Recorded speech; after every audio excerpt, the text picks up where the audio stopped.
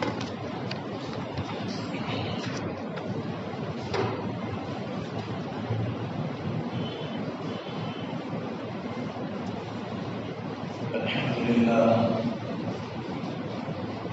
لله وكفى وسلام على عباده الذين اصطفى أما بعد فأعوذ بالله من الشيطان الرجيم بسم الله الرحمن الرحيم وإذ قال ربك للملائكة إني جاعل في الأرض خليفة قالوا أتجعل فيها من يفسد فيها ويسفك الدماء ونحن نسبح بحمدك ونقدس لك قال إني أعلم ما لا تعلمون وعلم آدم الأسماء كلها ثم عرضهم على الملائكة فقال أنبئوني بأسماء هؤلاء إن كنتم صادقين قالوا سبحانك لا علم لنا إلا ما علمتنا إنك أنت العليم الحكيم. بزرگان محترم،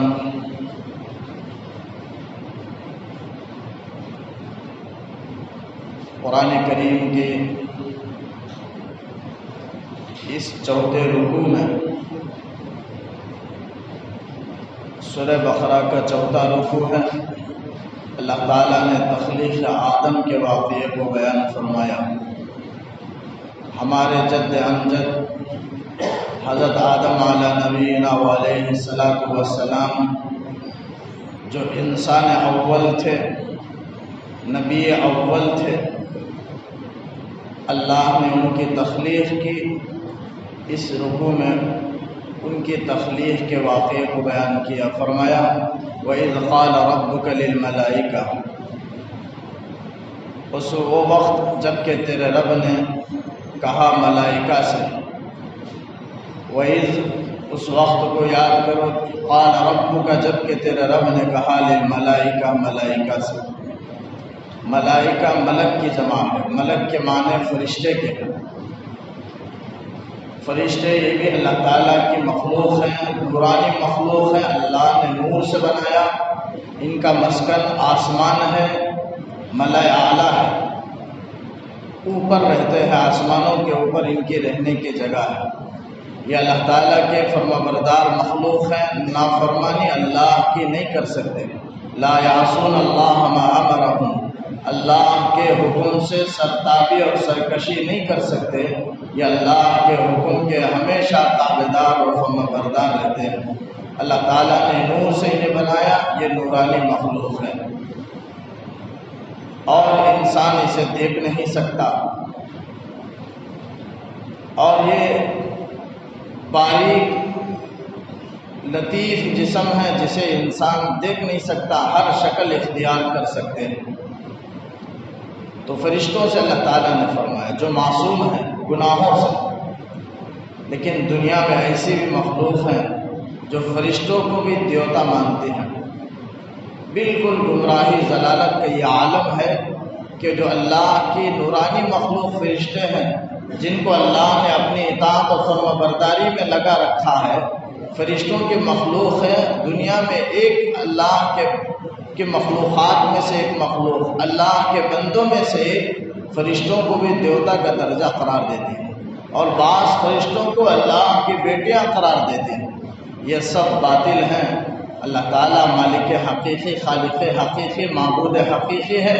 اللہ کے علاوہ کوئی معبود حقیقی نہیں. تو یہ فرشتے اللہ تعالیٰ کی نورانی اور فرما بردار مخلوق ہیں. تو ان سے اللہ تعالیٰ نے کہا فرشتے اللہ تعالیٰ نے پیدا کیا. جب سے کائنات بنائی اس سے پہلے اللہ تعالیٰ نے پہلے سے فرشتوں کو پیدا کیا ہوا ہے عبادت میں. لیکن اللہ تعالیٰ نے چاہا کہ میں پہچانا جاؤں تو اس لیے اس کے بعد انسانوں کی، جنات کی، پوری کائنات کی اللہ نے پورے عالم کی تخلیق فرمائی. فخلقت الخلق، ساری مخلوق کو اللہ نے پیدا کیا. اس کے بعد اللہ نے انسان کو بنایا تاکہ میں پہچانا جاؤں، اللہ پہچانا جائے. اس لیے اللہ تعالیٰ نے اس کی عبادت کی جائے، لوگ اس سے رغبت رکھیں، اس سے محبت رکھیں اور اس کے عذاب سے اس سے ڈریں. محبت کی وجہ سے، محبت کے ساتھ ڈریں. اس لیے اللہ نے پوری کائنات کو، مخلوق کو اللہ نے بنایا. فرشتے پہلے یہ سوچتے تھے کہ اللہ تعالیٰ ہم سے افضل کوئی مخلوق پیدا نہیں کرے گا، ہم سب سے افضل ہیں، اللہ کے فرما بردار ہیں، ان کے خیال میں تصور میں تھا۔ لیکن بعد میں اللہ نے، چونکہ اللہ کی تقدیر میں تھا، علم میں تھا انسانوں کو پیدا کرنا، اللہ تعالیٰ نے اس کا اظہار فرشتوں کے سامنے کیا کہ میں انی جاعل فی الارض خلیفہ، میں زمین میں خلیفہ بنانے والا ہوں۔ اللہ تعالیٰ نے مشورے کے طور پر یا امتحان کے طور پر اللہ تعالیٰ نے ان سے سوال کیا۔ مشورہ کبھی دوسرے سے جو لیا جاتا ہے، آسانی کے لیے مشورہ طلب کیا جاتا ہے یا مزید بہتری کے لیے مشورہ طلب کیا جاتا ہے۔ مشورہ کے معنی ہے رائے طلب کرنا۔ کوئی بھی آدمی کام کرنا چاہتا ہے، کوئی اہم کام ہے تو اسے رائے سے کرنے کی اسلام میں ترغیب دی گئی ہے، مشورے سے، کہ بہتر رائے اس کے سامنے آئے گی مشورے سے۔ تو رائے مشورہ کے معنی ہے رائے معلوم کرنا۔ قرآن حدیث میں مشورے کی ترغیب ہے۔ یہاں بھی اللہ تعالیٰ فرشتوں کے سامنے، بعض مفسرین نے کہا کہ مشورے کے طور پر اللہ تعالیٰ نے پوچھا، فرشتوں سے کہا، اور بعد میں کہا امتحان کے غرض سے، بہرحال اللہ نے لیا مشورہ اور فرشتوں سے کہا۔ تو اللہ تعالیٰ کو مشورے کی ضرورت نہیں تھی۔ مشورہ کی ضرورت اسے ہوتی ہے جو انجام سے ناواقف ہو۔ اللہ سب چیزوں سے واقف ہے، انجام سے واقف ہے، اسے مشورے کی ضرورت نہیں۔ پھر بھی اللہ تعالیٰ نے فرشتوں سے اللہ نے اس کا تذکرہ کیا بطور مشورہ یا بطور امتحان، بندوں کی تعلیم کے لیے۔ اور قرآن مجید میں مومنین کی صفات میں اللہ تعالیٰ نے کہا وَأَمْرُهُمْ شُورَىٰ بَيْنَهُمْ، ان کے معاملات، مومنین کے معاملات باہم مشورے سے طے ہوتے ہیں۔ تو صفات مومنین کی صفات میں بیان فرمایا۔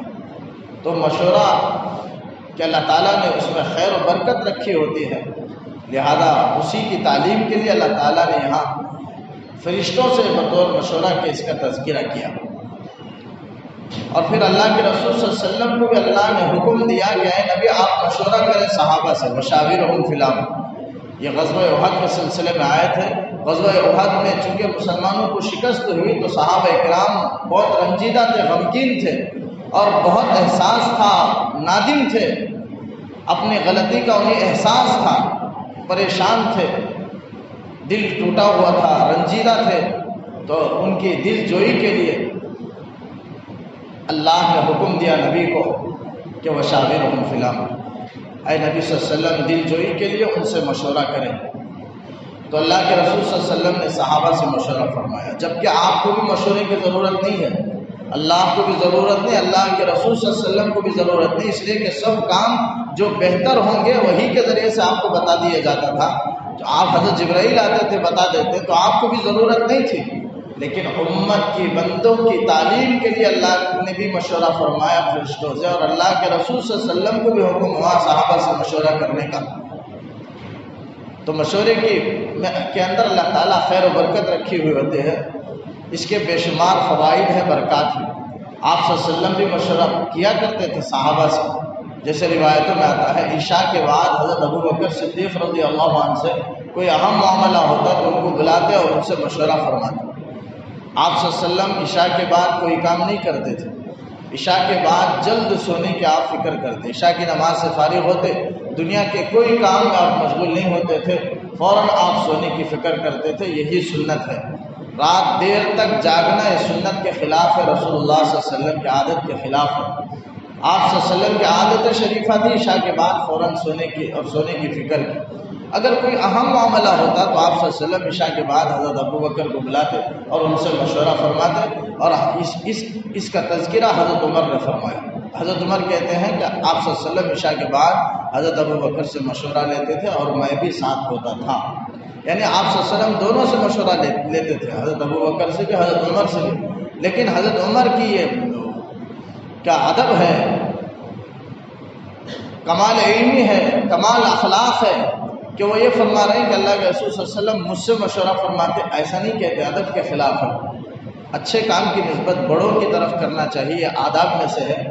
لہذا حضرت عمر آپ صلی اللہ علیہ وسلم کا مشورہ کرنا یہ بہت اہم معاملات میں سے ہے، اور بہت بڑی بات ہے، اس کی نسبت حضرت ابو بکر کی طرف کر رہے ہیں رضی اللہ عنہ، لہذا یہ آداب میں سے ہے۔ آداب کو بھی سکھایا گیا شریعت، پورے احکامات میں پوشیدہ ہیں آداب، لیکن سوچنے کی ضرورت ہے۔ حضرت عمر رضی اللہ عنہ کہتے ہیں کہ حضرت ابو بکر سے آپ مشورہ فرمایا کرتے تھے اور میں بھی ساتھ ہوتا تھا، لیکن آپ صلی اللہ علیہ وسلم دونوں سے مشورہ فرمایا کرتے تھے۔ تو مشورہ، لیکن مشورہ کس سے لیں؟ علماء نے، مفسرین نے لکھا، دو آدمیوں سے مشورہ جس کے اندر دو صلاحیت ہو، ایک ہمدردی اور خیر خواہی کی، اور دوسرا جس چیز کے بارے میں، پہلا تو یہ ہے کہ ہمدرد ہونا چاہیے، اگر وہ ہمارا برا بدخواہ ہو تو وہ بہتر مشورہ کیسے دے گا؟ وہ چاہے گا کہ نقصان اٹھائے، لہذا بہتر مشورہ نہیں دے گا۔ تو مشورہ اس سے طلب کرے جو ہمارا خیر خواہ ہو، ہمدرد ہو، مخلص ہو، اس سے مشورہ طلب کرے۔ اور دوسرا، جس کام کے سلسلے میں مشورہ کیا جا رہا ہے وہ کام سے وہ واقف بھی ہو، اسے معلومات بھی ہو، تجربہ بھی ہو، بصیرت بھی ہو، جانتا ہو اس کے احوال کو۔ یہ دو چیزیں ضروری ہیں، ورنہ پھر مشورہ صحیح طریقے سے اگر دے گا بھی تو وہ نا علمی کی وجہ، نا واقفیت کی وجہ سے مکمل صحیح مشورہ نہیں دے سکے گا۔ تو مشورہ جس سے طلب کیا جائے اس کے حل یہ دو صفات ہیں کہ جس کے اندر یہ دو صفت پائی جائیں اس سے مشورہ طلب کیا جائے۔ مشورے کے اندر فوائد ہیں، برکات ہیں، اور مشورے کی اہمیت ہے۔ اللہ کے رسول صلی اللہ علیہ وسلم نے مشورے کے فوائد اور اس کی اہمیت بیان فرمائی۔ مشورے سے فائدہ یہ ہے کہ بہتر صورت بہتر صورت اس کے سامنے آتی ہے، کئی صورتیں آتی ہیں، آدمی ایک ذہن میں ایک بات ہوتی ہے، لیکن مشورے کی وجہ سے کئی باتیں، کئی صورتیں سامنے پیش آتی ہیں، پھر اس میں بہتر صورت آدمی اختیار کر سکتا ہے۔ ایک دوسرا، یا ایک بات ذہن میں ہے اور وہی بات مشورے میں طے ہو جائے تو پھر اطمینان قلب نصیب ہوتا ہے اور اس میں مضبوطی آتی ہے۔ تو لہذا مشورہ کر لینا چاہیے، اور پھر آپس میں الفت و محبت بھی ہوتی ہے اور اپنائیت کا ظہور بھی ہوتا ہے۔ کم چھوٹے لوگوں سے مشورہ کر لینا چاہیے، اہل خانہ سے، اپنے بیوی سے بھی مشورہ کر لینا چاہیے، تاکہ اپنائیت کا ظہور ہو۔ وہ یہ سمجھے کہ عورت خوش ہو جائے اور سمجھے کہ مجھے اس قابل سمجھا ہے، مجھے اپنا سمجھا ہے، نا امید نہ ہو جائے، مایوس نہ ہو جائے ہم سے۔ اس لیے ان سے بھی گھر اندرونی جو گھر کے امور ہیں ان میں اہل خانہ سے مشورہ طلب کر لینا چاہیے۔ مشورہ صرف بڑوں سے ہی نہیں بلکہ مشورہ چھوٹوں سے بھی دلجوئی کے لیے بھی لیا جاتا ہے، اور اپنے برابر کے لوگوں سے مشورہ لیا جاتا ہے، اور اکثر عموماً بڑوں سے مشورہ لیا جاتا ہے، چونکہ وہ تجربہ کار ہوتے ہیں، بصیرت رکھنے والے ہوتے ہیں۔ تو اصل یہی ہے کہ بڑوں سے، لیکن کبھی کبھی برابر والوں سے اور چھوٹوں سے بھی مشورہ کر لینا چاہیے تاکہ ان کی دل جوئی ہو۔ تو یہاں اللہ تعالیٰ نے بطور مشورہ کے یا امتحان کے اللہ تعالیٰ نے کہا کہ انی جاعل فی الارض خلیفہ، میں زمین میں خلیفہ بنانے والا ہوں۔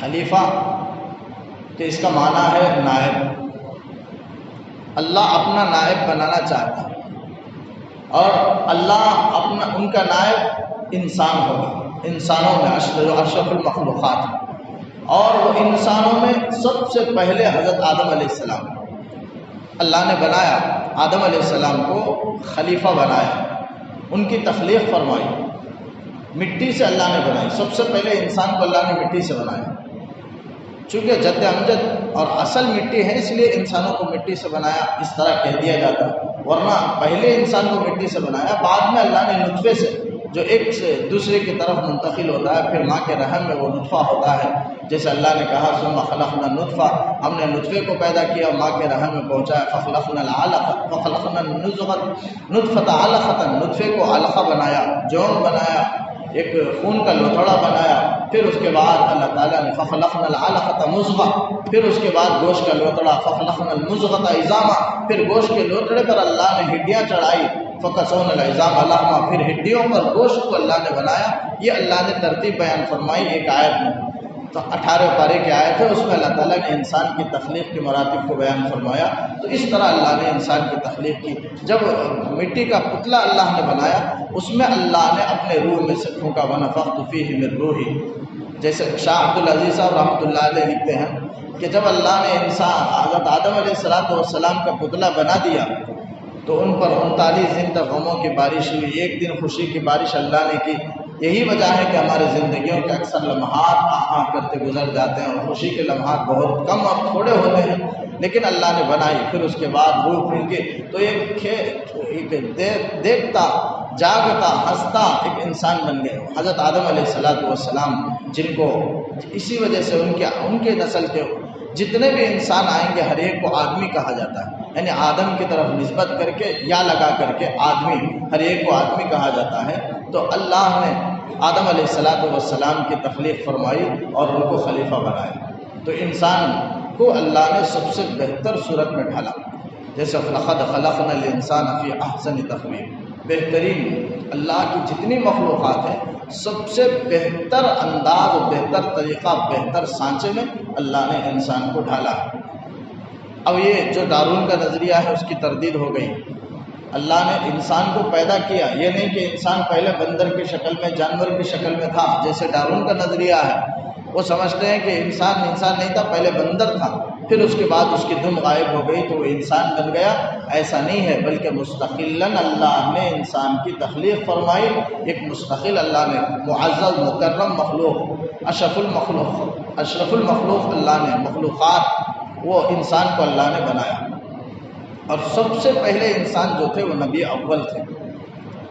کیوں اللہ نے سب سے پہلے انسان کو بنایا اور پہلے نبی بنا کر بھیجا؟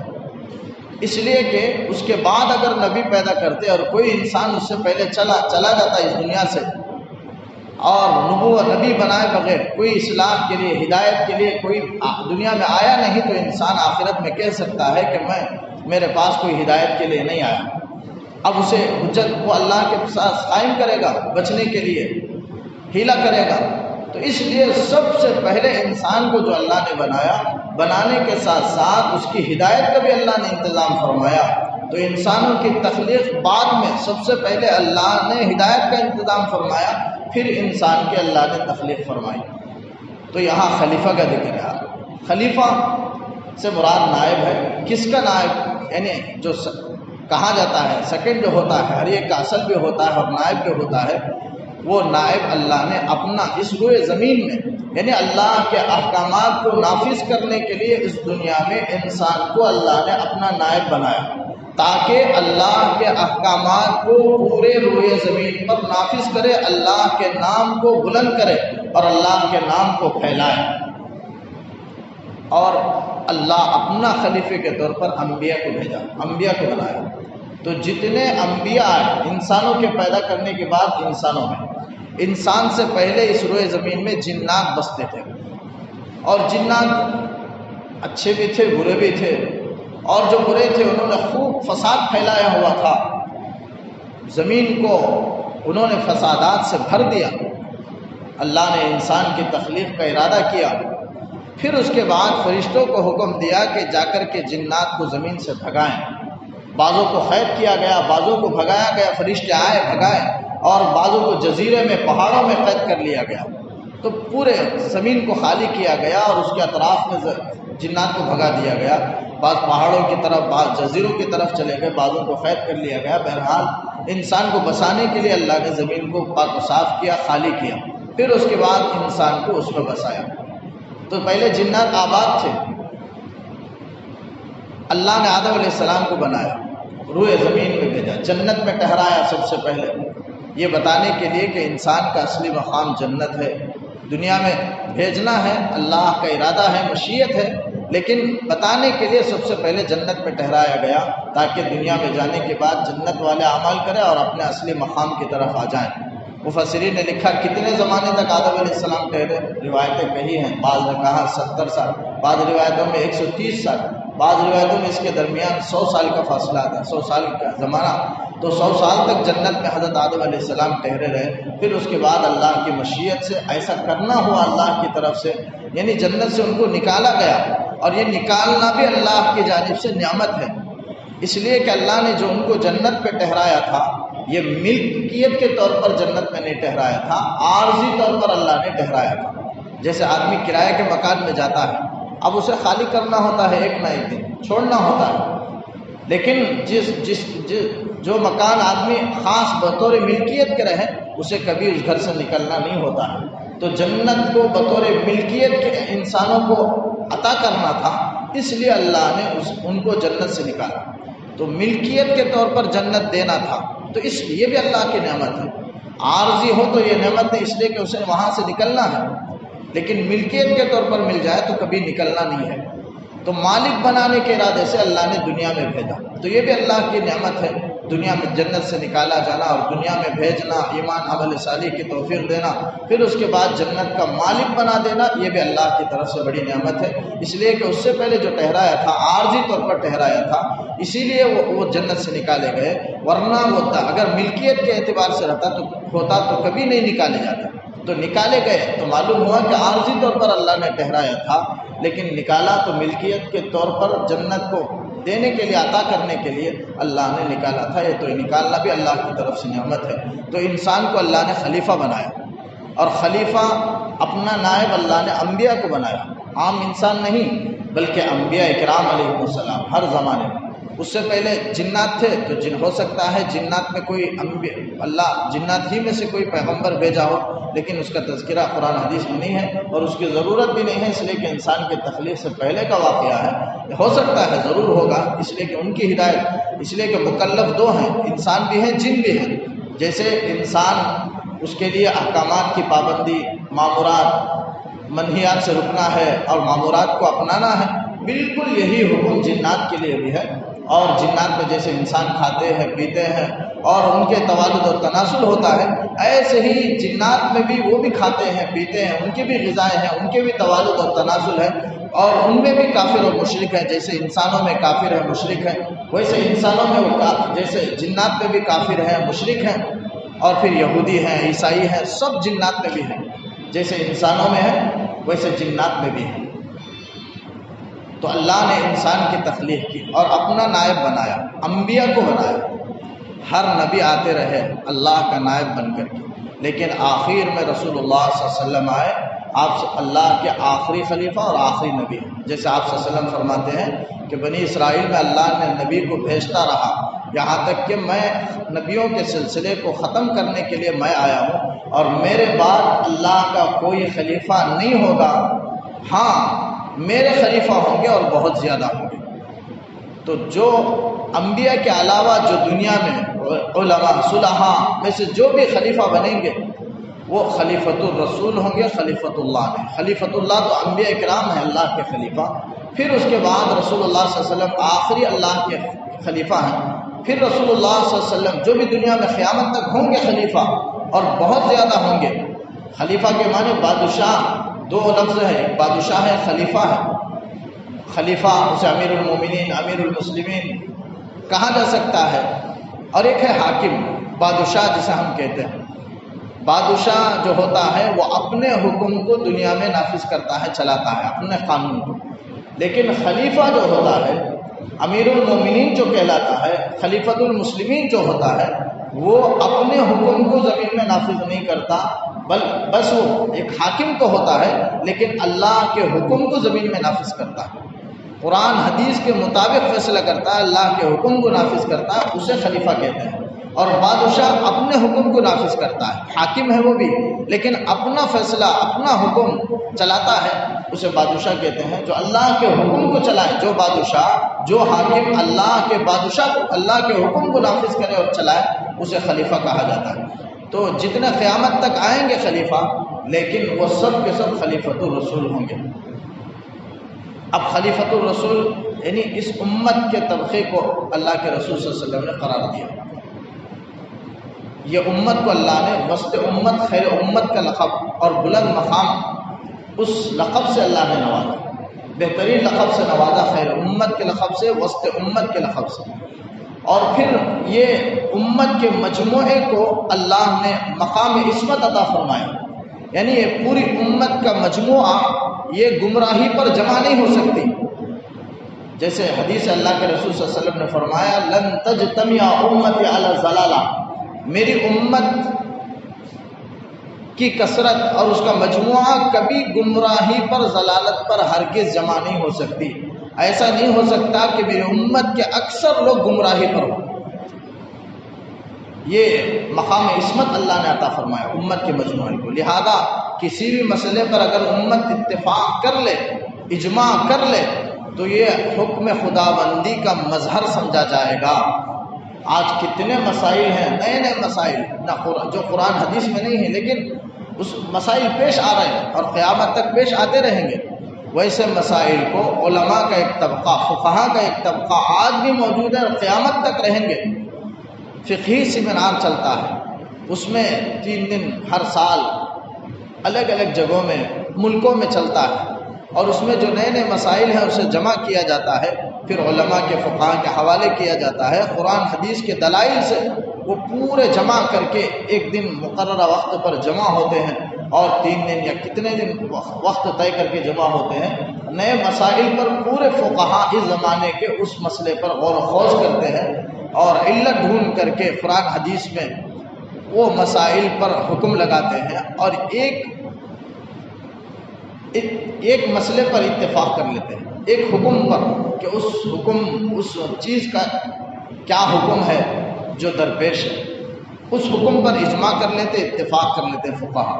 ایسے پھر اس کے بعد ایک کتاب کی شکل دیتے ہیں کہ جو نئے نئے مسائل ہیں فقہا قرآن حدیث میں غور و خوض کر کے دلائل کے ساتھ ایک حکم پر اتفاق کر لیتے ہیں، اجماع ہو جاتا ہے۔ ایسا ہر سال چلتا ہے، فقہی سیمینار اسے کہتے ہیں۔ بہرحال یہ تو خلیفۃ الرسول، یہ امت کا مجموعہ وہ خلیفۃ الرسول ہوگا، وہ اگر کسی بات پر اتفاق کر لے تو وہی حکم خداوندی اور حکم رسول کا مظہر سمجھا جائے گا۔ اور یہ حضرت شاہ ولی اللہ محدث دہلوی رحمۃ اللہ علیہ نے خلافت کے لیے ایک عنوان دیا، خلفائے راشدین کے خلافت کو انہوں نے ایک عنوان دیا، بہترین عنوان ہے، وہ ہے علی منہاج النبوہ، نبوت کے طرز پر جو خلافت جنہوں نے کی وہ خلفائے راشدین ہیں، جو صحیح اصولوں پر قائم رہے۔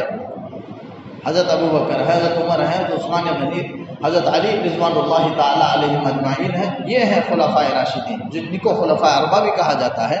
یہ صحیح اصولوں پر قائم تھے، اسی وجہ سے اللہ کے رسول صلی اللہ علیہ وسلم نے فرمایا کہ علیکم بسنتی، تم پر میری سنت بھی لازم ہے، وسنت الخلفاء الراشدین المہدیین من بعدی، اور میرے بعد جو خلفائے راشدین ہوں گے ان کی سنت بھی لازم ہے۔ علی لزوم کے لیے عربی گرامر کے حساب سے علی کا معنی لزوم کا ہوتا ہے، یعنی تم پر لازم ہے میری سنت، چونکہ آپ اللہ کے نبی ہیں۔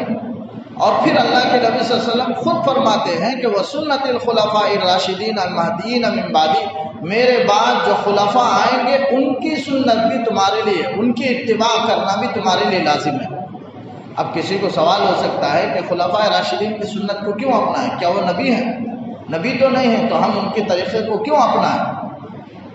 تو ایسے اعتراض کرنے والے صحابہ کرام کی مقدس جماعت پر جو معیار حق ہیں، جن کا ایمان معیار ہے، کسوٹی ہے ان کا عمل تمام عملوں کے لیے، ایسے مقدس جنہوں نے اللہ کے رسول صلی اللہ علیہ وسلم کی صحبت کے لیے، ساتھیوں کے لیے جن کا اللہ نے انتخاب کیا، ایسے صحابہ کی مقدس جماعت پر آج بھی اعتراض کرنے والے موجود ہیں۔ اللہ تعالیٰ ہر ایک کی حفاظت فرمائے۔ بس آج صحابہ کرام کی تقدیس کے لیے، پاک ہونے کے لیے اتنا کافی ہے کہ رسول اللہ صلی اللہ علیہ وسلم کی صحبت اللہ نے عطا فرمائی۔ تو اعتراض کرتے ہیں کہ کیا خلفائے راشدین نبی ہیں کہ ان کی سنت کو اپنائیں؟ تو اللہ کے رسول صلی اللہ علیہ وسلم نے علت بیان کی کہ کیوں ان کے طریقے کو اپنانا ہے۔ الراشدین المہدیین، وہ ہدایت یافتہ ہیں، راہیاب ہیں، اور جو بھی ہدایت یافتہ ہے اس کے پیچھے چلنے میں، اس کی اتباع کرنے میں ہدایت ہی ملے گی، ہدایت کے علاوہ اور کچھ نہیں ملے گی، اس لیے کہ وہ ہدایت یافتہ ہیں، خود اللہ کے رسول صلی اللہ علیہ وسلم نے بیان فرمائی۔ تو ہم خلفائے راشدین کی الگ الگ سنتیں، آپ صلی اللہ علیہ وسلم کے بعد بھی ان کی الگ الگ سنتیں، جیسے تراویح ہے، حضرت عمر رضی اللہ عنہ نے شروع کی اور 20 رکعت شروع کی، یہ حضرت عمر کی سنت ہے۔ لیکن اگر کوئی کہے کہ یہ تو نبی کی سنت نہیں ہے لہذا اسے نکال دو، نبی نے تو صرف اتنی پڑھی، ایسی پڑھی، اور جبکہ یہ اختلافی مسئلہ ہے اور اس کے سلسلے میں کچھ نہیں کہتا، یہ تفصیلی بحث ہے، کسی دوسرے موقع پر عرض کروں گا۔ بہرحال حضرت عمر نے اسے شروع کی تراویح۔ تو ایسے صحابہ کرام کی حضرت ابو بکر کی چند سنتیں ہیں، حضرت بطور خاص آپ صلی اللہ علیہ وسلم کے بعد، اسی کو اللہ کے رسول نے فرمایا کہ ان کی سنت کو بھی اپناؤ، خلفائے راشدین کی، اس لیے کہ ہدایت یافتہ ہے۔ اور یہی علت ائمہ مجتہدین میں بھی ہے، لوگ ائمہ مجتہدین کی تخلیق کو، ان کے پیروی کرنے کو نامناسب سمجھتے ہیں اور غلط سمجھتے ہیں، راہ راست سے ہٹا ہوا سمجھتے ہیں، شخصیت پرستی سمجھتے ہیں۔ کوئی شخصیت پرستی نہیں ہے، انسانوں کو پوجنا نہیں ہے، بلکہ تخلیق جو کی جاتی ہے وہ ہدایت یافتہ ہونے کی وجہ سے۔ ہم کیا قرآن حدیث کو جانیں گے؟ جاہل ہیں ہم، قرآن حدیث سے ناواقف ہیں، ہرگز نہیں سمجھ سکتے اس کے اندر کے مسائل کو۔ قرآن حدیث کے اندر غوطہ زن ہو کر کے موتیوں کو نکالنا، احکامات اور مسائل کو نکال لانا، یہ آسان کام نہیں۔ قرآن صرف یاد کرنے کے لیے آسان ہے، اور جو اللہ نے احکامات پیش کیے اسے سمجھنا آسان ہے بس، ورنہ اندر کے مسائل کو جاننا، اجتہاد کرنا، یہ سب بڑا مشکل کام ہے، ہر ایک کا کام نہیں ہے۔ تو یہ نہ سمجھے کہ قرآن آسان ہے، ہر ایک سمجھ سکتا، ہرگز نہیں۔ اگر کوئی یہ سوچ کر کے قرآن سمجھنے کی کوشش کرے، صحابہ کرام کو بھی قرآن سمجھنے کی ضرورت پیش آئی، وہ بھی رسول اللہ صلی اللہ علیہ وسلم سے سیکھے، سورہ بقرہ کئی سال تک، 10 سال تک سیکھتے رہے۔ لہذا سیکھنے کی چیز ہے، خود سے معلوم کرنے کی چیز نہیں ہے۔ بہرحال آج یہ لوگ اعتراض کرتے ہیں کہ تخلیق جو ائمہ کرام کی پیروی غلط ہے۔ ہم پیروی ان کی نہیں کرتے ہیں، ان کے جو قرآن حدیث پر جو ان کے مسائل ہیں، جسے فقہ اسلامی کہا جاتا ہے، قرآن حدیث کا مجموعہ نچوڑ ہے۔ اگر کوئی فقہ کو نہ مانے تو گویا قرآن حدیث پر اعتراض ہے، اسے نہ ماننا ہے۔ تو یہ قرآن حدیث کا قانون ہے، نچوڑ ہے، خلاصہ ہے فقہ اسلامی۔ لہذا ائمہ مجتہدین کی پیروی اسی لیے کرتے ہیں کہ راشدین المہدیین وہ قرآن حدیث کا کامل علم رکھتے ہیں، اور قرآن حدیث کے مسائل میں ہم ان کی اتباع کرتے ہیں، اور وہ کوئی اپنی طرف سے کوئی بات قیاس سے، اپنے عقل سے کوئی نہیں کہتے، ہرگز نہیں کہتے۔ احناف کے پاس ہر ایک مسئلے کی دلیل موجود ہے قرآن حدیث میں، اور پھر قیاس بھی ہے، لیکن صحیح قیاس ہے۔ تو یہاں اللہ تعالیٰ نے کہا انی جاعل فی الارض خلیفہ، میں زمین میں خلیفہ بنانے والا ہوں۔ فرشتوں سے اللہ تعالیٰ نے کہا، تو فرشتوں نے کہا قالوا اتجعل فیہا من یفسد فیہا ویسفک الدماء، کیا تو زمین میں بنائے گا؟ اللہ تعالیٰ سے کہنے لگے ایسے کو بنائے گا جو زمین میں فساد مچائے اور خون ریزی کرے، خون بہائے۔ سوال ہے کہ فرشتے یہ کیسے جانتے تھے کہ انسان خون بہائے گا، فساد مچائے گا زمین میں، جب کہ ابھی پیدا ہی نہیں ہوا؟ تو مفسرین نے لکھا ہے کہ وہ اس سے پہلے جانتے تھے کہ جنات زمین میں تھے، آپس میں خون ریزیاں کرتے تھے، اور زمین میں فساد انہوں نے پھیلا دیا، تو انہی پر قیاس کر کے فرشتوں نے کہا، یہ اللہ نے بتا دیا تھا کہ انسان میں ایسے اچھے بھی ہوں گے اور نافرمان بھی ہوں گے، خون بہانے والے، فساد مچانے والے بھی ہوں گے، تو ان کے لحاظ سے فرشتوں نے کہا کہ زمین میں فساد مچائیں گے، خون ریزی کریں گے، کیا تو ایسے کو پیدا کرے گا؟ ہم تو تیرے فرما بردار مخلوق ہیں۔ یہ فرشتوں نے جو کہا اعتراض کے طور پر نہیں کہا، بلکہ اللہ کی حکمت کو جاننے کے لیے کہ اللہ کیا حکمت ہے، کیوں تو پیدا کرنا چاہتا ہے، انسان کو پیدا کرنے میں کیا حکمت ہے، یہ حکمت جاننے کے لیے انہوں نے سوال کیا، اعتراض کے طور پر، اس لیے کہ اعتراض کرنا تو یہ نافرمانوں کا، متکبرین کی عادت ہے، نافرمانوں کی عادت ہے، اور فرشتے اللہ کے فرما بردار ہیں، نافرمانی ہرگز کر ہی نہیں سکتے، ان سے تکبر، نافرمانی، برائیاں یہ سب نہیں ہو سکتی۔ تو بطور اعتراض کے انہوں نے نہیں کہا، اور کہنے لگے کہ وَنَحْنُ نُسَبِّحُ بِحَمْدِكَ، ہم تیری تسبیح و تحمید کرتے ہیں، وَنُقَدِّسُ لَكَ، اور تیری تقدیس اور پاکی بیان کرتے ہیں۔ قَالَ، تو اللہ نے کہا إِنِّي أَعْلَمُ مَا لَا تَعْلَمُونَ، میں جانتا ہوں وہ جو تم نہیں جانتے، یعنی انسان کی تخلیق کا کیا مقصد ہے میں جانتا ہوں، تم نہیں جانتے، لہذا میں پیدا کروں گا، پیدا کرنا کا ارادہ ہے اور میری تقدیر میں ہے۔ پھر اللہ نے انسان کو پیدا کیا، اور اللہ نے آدم علیہ السلام جو انسان اول ہے، خوبصورت انسان ہے، نبی اول ہے، بنایا، اور ان کو ساری چیزوں کا اللہ نے علم سکھایا، جس کا تذکرہ کیا کہ وَعَلَّمَ آدَمَ الْأَسْمَاءَ كُلَّهَا، اللہ نے آدم کو تمام نام سکھائے۔ بعض روایتوں میں اس کی بعض مفسرین نے تفسیر کی، آدم الاسماء سے مراد آدم اللغات كلها، یعنی پوری زبانیں اللہ نے سکھا دی۔ آج دنیا کے اندر قیامت تک جتنی زبانیں ہیں آدم علیہ السلام جانتے تھے۔ لغت زبان کو بولتے ہیں، تو لغات پوری زبانیں، اسماء جمع ہے تو اسماء کی تفسیر لغات سے کرتے ہیں، یعنی پوری زبانیں۔ اور حضرت آدم علیہ السلام کے بعد کئی نسل تک ہر زبان جانتا تھا۔ بعد میں جب الگ الگ ہو گئے، قبیلے الگ الگ علیحدگی انہوں نے اختیار کر لی، تو ہر ایک کی زبانیں الگ ہو گئی، ایک زبان لے لی اور بقیہ ساری زبانیں وہ بھول گئے۔ تو بہرحال اس کے بعد ایسے ہی سلسلہ چلتا رہا، زبانیں بالکل الگ ہو گئی بالکل. لیکن آدم علیہ السلام ساری زبانیں جانتے تھے، اس لیے کہ بعض مفسرین نے اسماء کی تفسیر لغات سے بھی کی ہے، لیکن بعض نے کہا اسماء سے مراد ایک مخصوص چیزوں کا نام اللہ نے سکھایا تھا، ساری چیزوں کا نام، یعنی اللہ نے دل میں القاء فرمایا. علم لدنی اسے کہتے ہیں، یعنی اللہ دل میں القاء کر کے علم. ایک تو آدمی علم حاصل کرتا ہے، اسے پڑھتا ہے، سیکھتا ہے، یہ علم کسبی ہے، یہ محنت کر کے آدمی علم حاصل کرتا ہے. اور ایک علم لدنی ہے، علم وہابی بھی اسے کہتے ہیں، یعنی اللہ اپنے طرف سے دل میں القاء کرتا ہے، بانٹ ڈالتا ہے. کتنی باتیں ایسی ہوتی ہیں جو ہمارے مطالعے میں نہیں ہوتی، لیکن یہاں بیٹھنے کے بعد لوگوں کے جذبات اور خواہشات کے مطابق زبان سے باتیں نکلتی ہیں. بعد میں ہم کو خود تعجب ہوتا ہے کہ یہ باتیں، اتنی باتیں، یہ باتیں میں نے مطالعے میں نہیں کی تھی، لیکن اللہ کی جانب سے القاء ہوتا ہے.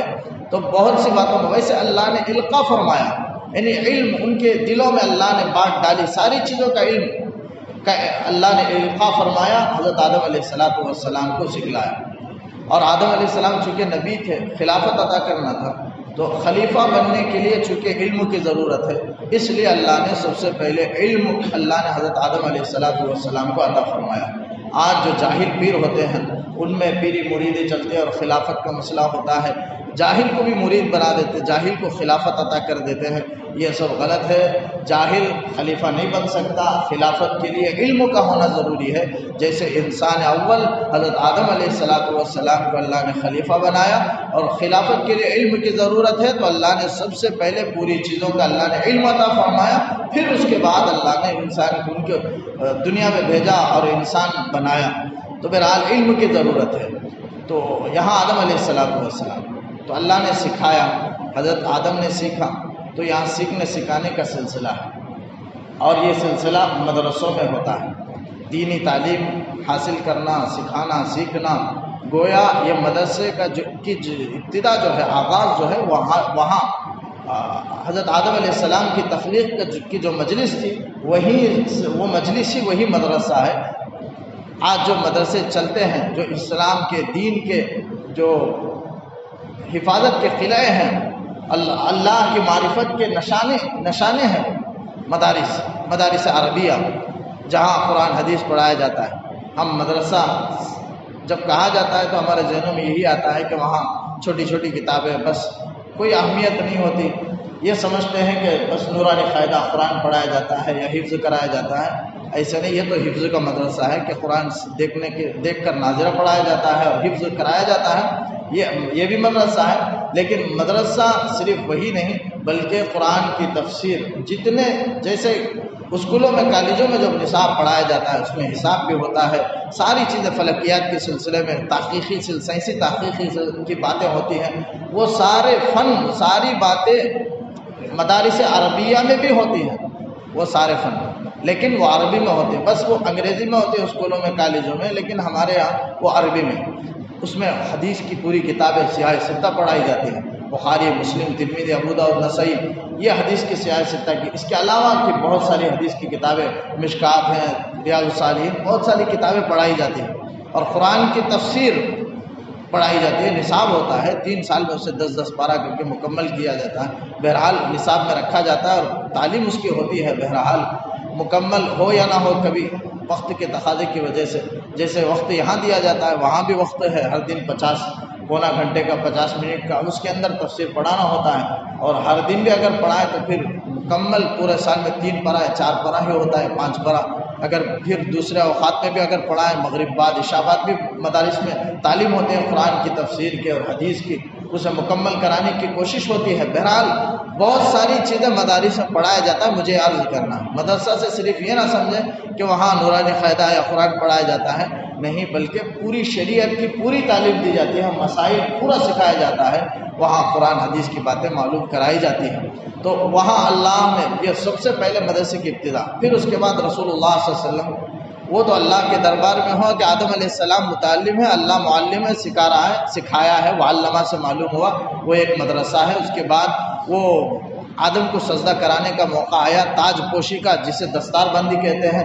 یہ دستار بندی کا ثبوت بھی اس سے ہو سکتا ہے کہ وہاں جیسے پگڑی باندھی جاتی ہے، فضیلت کے لیے، ویسے آدم علیہ السلام کی فضیلت کے لیے تمام فرشتوں سے سجدہ کرایا گیا، یہ تاج پوشی ہے، ان کی فضیلت ہے۔ تو بہرحال یہ دستار بندی کی بھی کا ثبوت بھی اس سے ملتا ہے۔ تو بہرحال بہت ساری چیزیں ہوئی، مدرسہ وہاں سب سے پہلے اس کا آغاز ہوا، پھر اس کے بعد رسول اللہ صلی اللہ علیہ وسلم کے مدینہ منورہ میں ایک چبوترا تھا، وہاں بھی مدرسہ شروع کیا گیا جسے اصحاب صفہ کہا جاتا ہے، جس کے تقریباً شروع میں 80 طلبہ تھے، پھر 400 طلبہ۔ بہرحال وہاں بھی آپ صلی اللہ علیہ وسلم کی قرآن کی تعلیم ہوتی تھی، حدیثیں حاصل کیا کرتے تھے، حدیثوں کو یاد کیا کرتے، قرآن کو حفظ کیا کرتے تھے، دینی تعلیم وہاں ہوا کرتی تھی۔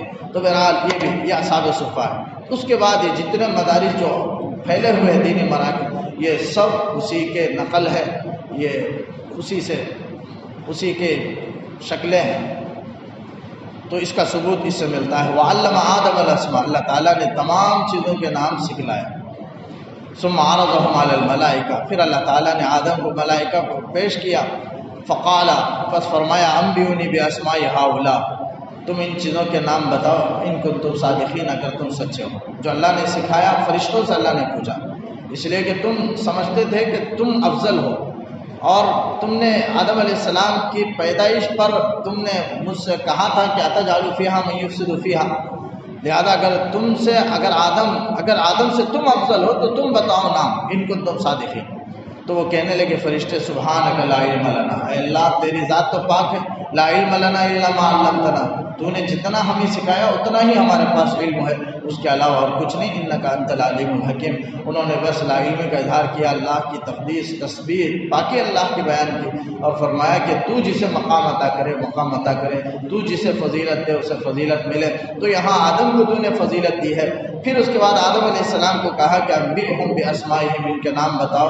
فلما انبأہم باسمائہم، آدم علیہ السلام سب کے نام بتا دیے۔ تو قال، اللہ نے فرشتوں سے کہا کہ الم اقل لکم انی عالم غیب السماوات والارض، کیا میں نے تم سے پہلے ہی نہیں کہا تھا کہ میں زمین و آسمان کی پوشیدہ باتوں کو اور حکمت کو میں جانتا ہوں، وعالم ما تبدون وما تکتمون، اور میں جانتا ہوں جو تم ظاہر کر رہے ہو اور جو تم چھپا رہے ہو۔ یعنی اللہ تعالیٰ کہتا ہے میں جانتا تھا، لہذا آدم کے پیدا کرنے میں کیا حکمت ہے، میں جانتا تھا، لہذا میں نے پیدا کیا، وہ تم سے افضل مخلوق ہے۔ یہ علم کی وجہ سے اللہ نے فضیلت بخشی آدم علیہ السلام کو۔ مفسرین نے لکھا ہے آدم کو جو اللہ نے فضیلت دی علم کی بنیاد پر تھا۔ ایک ہے عبادت، فرشتے عبادت کرتے تھے، اگرچہ تھوڑا علم بھی ان کے پاس تھا، اور عبادت بھی کئی سالوں سے عبادت کیا کرتے تھے، لیکن آدم علیہ السلام ابھی پیدا ہوئے ہیں، کوئی عبادت نہیں کی، لیکن اللہ نے علم عطا فرمایا تو فرشتوں سے افضل ہو گئے۔ تو علم کی وجہ سے انسان افضل ہوتا ہے، تو علم حاصل کرنا چاہیے، کم از کم فرائض ضروریات کا علم تو حاصل کرنا چاہیے، اس کے بغیر آدمی عمل صحیح نہیں کر سکتا۔ عمل کے صحیح ہونے کے لیے ضروریات کا علم تو ہونا ہے، ورنہ آدمی دنیا کے ہر چیز سیکھ کر کرتا ہے، کوئی کام بغیر سیکھے کے نہیں کرتا، لیکن دین کے معاملے میں سیکھنے کی ضرورت محسوس نہیں کرتا۔ کیوں ہے؟ دین کے سلسلے میں بھی سیکھے، معلوم کرے، فرائض بھی ہیں، واجبات بھی ہیں، فرائض چھوٹ گئے تو عمل ہی صحیح نہیں، واجبات چھوٹ گئے تو سجدہ سہو کے بغیر نماز پوری نہیں ہوگی، عمل صحیح نہیں ہوگا، لہذا اس کی تلافی کے لیے کوئی عمل ہے، سجدہ سہو ہے، دم دینا ہے، حج میں اگر کوئی واجب چھوٹ جائے تو دم دینا ہے، بہرحال فرائض چھوڑ جائے تو دوبارہ عمل کرنا ہے، عمل ہی صحیح نہیں ہوگا۔ تو ایسے فرائض بھی ہیں، درجات ہیں، اسے سیکھنا چاہیے، ضروریات دین کا۔ تو علم کی وجہ سے شیطان کو بہکانا بہت مشکل ہوتا ہے، عابد کو بہکاتا ہے، بہکا سکتا ہے شیطان، اور بہکانا آسان ہے، لیکن عالم کو بہکانا شیطان کو مشکل ہوتا ہے۔ جیسے اللہ کے رسول صلی اللہ علیہ وسلم نے فرمایا، اس کی تشریح میں محدثین نے یہ بھی بیان فرمائی، فقیہ واحد اشد علی الشیطان من الف عابد، ایک فقیہ شیطان پر 1000 عابد پر بھاری ہے، 1000 عابدوں کو بہکا سکتا ہے، لیکن ایک عالم کو بہکانا اس شیطان کے لیے بہت بھاری ہے، مشکل ہے، اشد ہے۔ کیوں؟ علم کی وجہ سے، علم کی وجہ سے بہت فضیلت مقام آدمی حاصل کر جاتا ہے، ثواب حاصل کر جاتا ہے۔ ایک آدمی ہے، آیا عابد، عبادت، مسجد میں داخل ہوا، 2 رکعت تحیۃ المسجد پڑھا، پھر 4 رکعت سنت مؤکدہ پڑھا، اس کے لیے وقت کی زیادہ ضرورت لگی، محنت کی ضرورت پڑی، لیکن جو عالم ہے وقت پر آتا ہے، 4 رکعت سنت مؤکدہ پڑھتا ہے، تو اس کے پڑھنے کی وجہ سے وہ سارا ثواب حاصل کر لیتا ہے۔ کیوں؟ چونکہ وہ جانتا ہے کہ نیت پر اللہ تعالیٰ ثواب عطا فرماتے ہیں۔ 4 رکعت پڑھتا ہے، اسی میں 2 رکعت تحیۃ الوضو کی، تحیۃ المسجد کا ثواب بھی مل جاتا، 8 رکعت کا ثواب۔ تو جتنی کی نیت کرے گا وہ سنت مؤکدہ ہی اس کے لیے کافی ہو جائے گا تحیۃ المسجد کے لیے۔ مسجد میں آنے کے بعد اس کے شکرانے میں 2 رکعت جو پڑھی جاتی ہے، نماز پڑھنے کا حکم ہے، وہ تحیۃ المسجد ہے، پڑھنا چاہیے۔ کبھی کبھی ایک بار تو زندگی میں پڑھے تحیۃ الوضو، وضو کے بعد۔ ہم اگر عمل نہیں کریں گے تو کون کریں گے؟ مومن مسلمان۔ شریعت کا حکم ہے، تحیۃ الوضو بھی ہے، تحیۃ المسجد بھی ہے، تو وضو کرنے کے بعد 2 رکعت ہے اس کے، پھر مسجد میں داخل ہونے کے بعد اللہ کے دربار میں حاضر ہونے کے شکرانے میں 2 رکعت پڑھی جاتی ہے، تحیۃ المسجد ہے۔ لہٰذا اسے پڑھنا چاہیے، ایک مرتبہ تو کم از کم پڑھے۔ لیکن پڑھنے والے ہیں، انکار تو نہیں ہے، لیکن جو نہیں پڑھے ان کے لیے کہنا ہے، کبھی بھی جو عمل نہیں کرتے ان کے لیے ہی ہے، اور جو عمل کرتے ہیں ان کے لیے نہیں۔ وہ ناراض ہونے کی ضرورت نہیں کہ مجھے تم نے کیوں کہا ایسا۔ بہرحال جو نہیں کرتے ان کے لیے ہی بات کہی جاتی ہے، جو عمل کرتے ہیں ان کے لیے نہیں کہی جاتی ہے۔ تو یہاں عمل کرنا چاہیے، اس کا جذبہ رکھنا چاہیے۔